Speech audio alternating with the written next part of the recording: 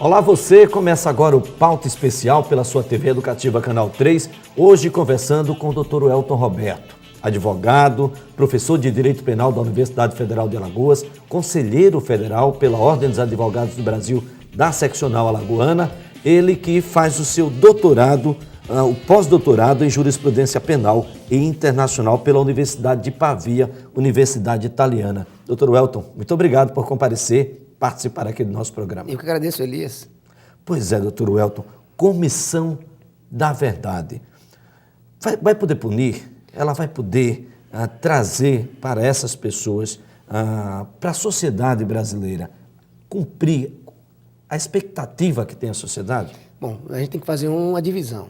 Primeiramente, a Comissão da Verdade ela é importante para você marcar um momento histórico e ficar devidamente registrado nos anais de toda a sociedade, para que nós possamos sempre lembrar disso. Mas punição, efetivamente, na área penal, isso é impossível, uma vez que os crimes, porventura, praticados por aquelas pessoas, principalmente o crime de tortura, eles não existiam à época da ditadura militar. Esse crime veio a ser tipificado no Brasil em 1997 com a lei de tortura.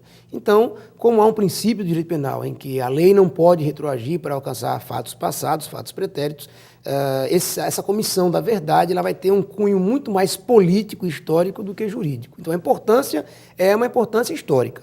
E aí nós precisamos efetivamente fazer um estudo e uma análise do que a ditadura militar trouxe de repercussão para o nosso momento histórico e também jurídico. Por exemplo, a imunidade parlamentar ela é um fruto de uma proteção da ditadura militar. O parlamento se cercou e se blindou com a imunidade parlamentar por conta da ditadura militar. Então, existem alguns frutos que nós precisamos rever.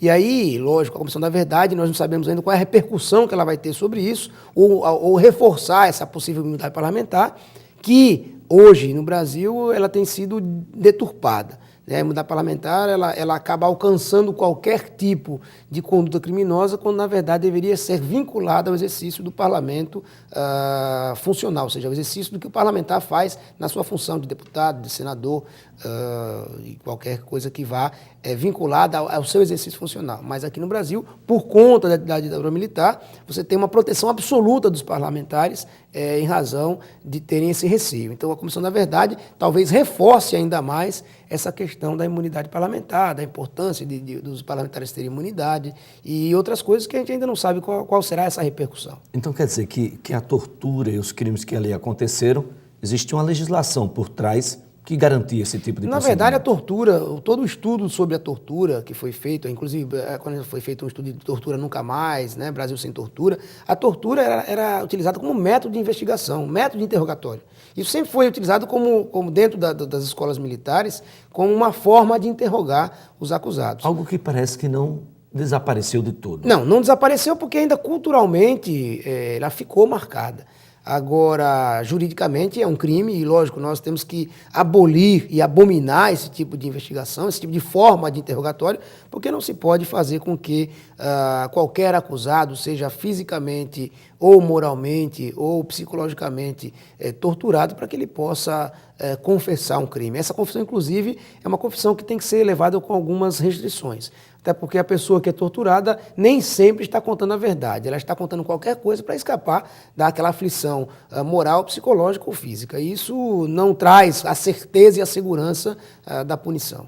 Nós tivemos comissões semelhantes à que está sendo colocada agora para a sociedade brasileira.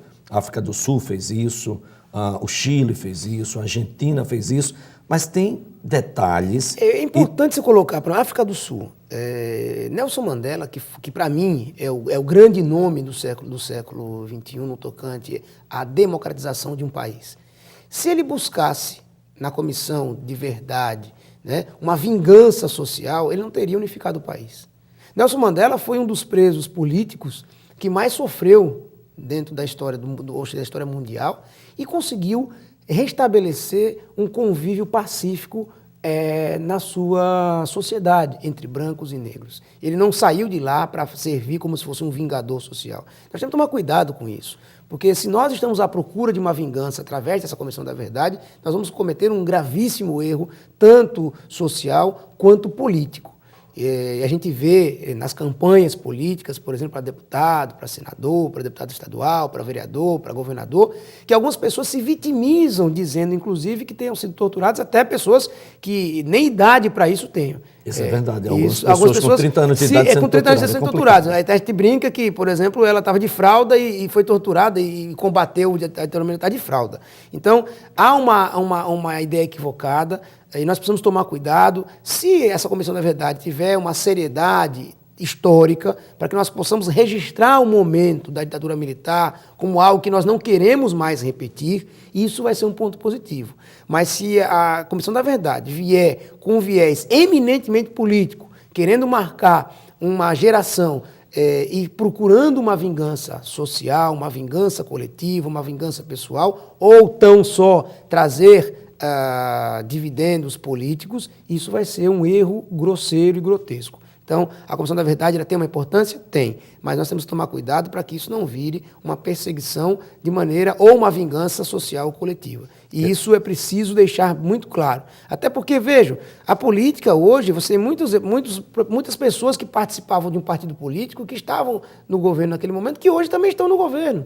Então, ela vai poder chegar até eles, ela vai poder alcançar até as pessoas que estão hoje nessa dominação, se nós falarmos assim de partido dominante ou partido dominador. A própria presidente teve uma presença marcante nessa história. Então, nós não podemos também ficar vitimizando as pessoas que participaram desse movimento. Eu, por exemplo, participei do movimento Direta Já. Não participei da ditadura militar porque não sequer tinha idade para isso e nem nascido era. Mas participei do movimento Direta Já como estudante universitário e isso não me faz, por exemplo, um herói ou um mártir de nada.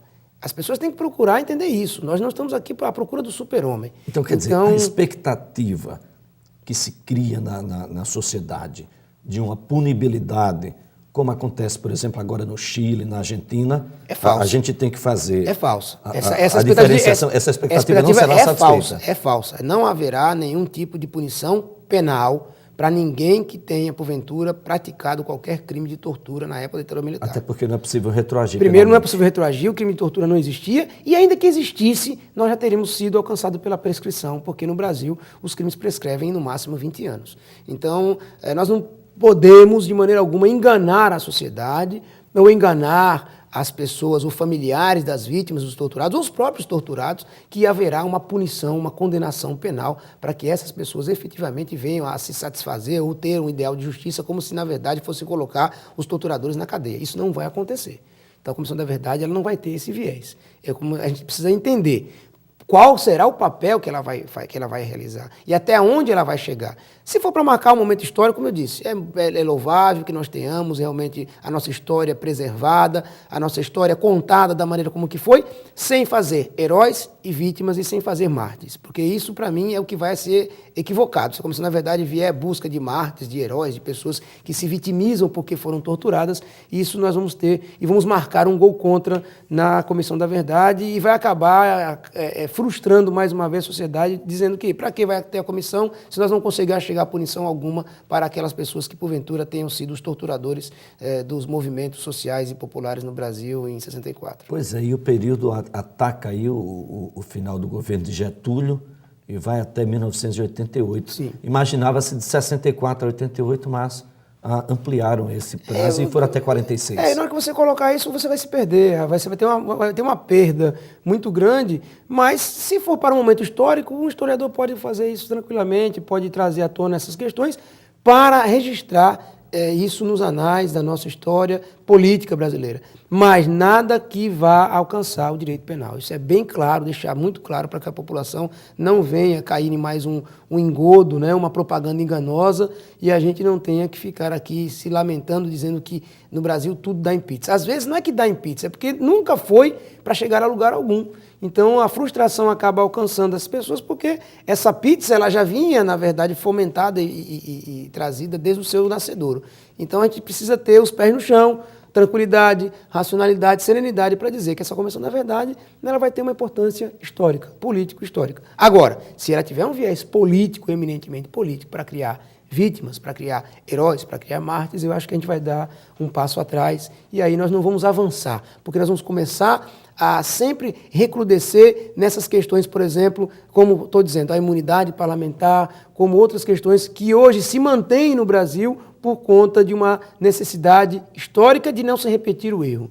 Então, nós já vivemos um outro momento, eu acho que nós já vivemos, a democracia está consolidada, lógico, tem que sempre ter aquele olho, né, para que a gente não possa ter qualquer tipo de movimento que venha retirar a nossa liberdade, porque isso que é o mais importante, a liberdade de pensamento, a liberdade de expressão, a liberdade de manifestação, a liberdade que as pessoas têm de se manifestar contra a favor do governo ou contra a favor de qualquer movimento, desde que isso seja uma liberdade pacífica, que se mantenha a ordem da sociedade para que ela possa crescer sempre democrática. E muita gente não sabe ser democrática. Vale salientar de que existia um ordenamento jurídico por trás, garantindo essas ações. Sim, nada se fala foi apenas feito. do AI-5, mas foram 17 atos institucionais. Nada foi feito fora da lei. Formalmente falando, tudo que a ditadura militar fez, ela se apoiou em uma base legal. Por isso que a gente tem, por exemplo, um Supremo Tribunal Federal, naquela época, ele praticamente acomatado dentro do sistema de ditadura.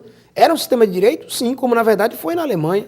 A Alemanha nazista foi um sistema de direito, foi um ordenamento jurídico que manteve Hitler a fazer o que fez. O Holocausto tinha, na verdade, uma proteção legal por trás, lógico que ele não era um sistema libertário, não era um sistema democrático, mas era um sistema legal. E eles acabaram sendo punidos por conta disso. E lógico que a história conta que todas essas leis que vivenciaram, que regeram o país nessa época da ditadura, elas, na verdade, não tinham nenhum cunho libertário. Por isso que a gente tem que tomar cuidado. Então, nós temos que tomar muito cuidado com isso. Agora, não temos que fazer com que isso seja uma marca eterna da gente, uma marca transitória, passageira, histórica, momentânea, porque nós precisamos já viver no século XXI e aspirar coisas novas e fazer com que a democracia já consolidada possa retirar, por exemplo, algumas benesses, alguns privilégios, que é isso que o povo hoje deseja. Claro. Então, a gente não pode fazer com que a classe política se blinde totalmente, pessoas que, porventura, hoje sequer sabem o que foi a ditadura militar e se beneficiam de um privilégio arraigado nessa época da ditadura. Bom, nós continuaremos a conversar com o Dr. Elton Roberto logo após o intervalo comercial. O Pauta Especial volta já.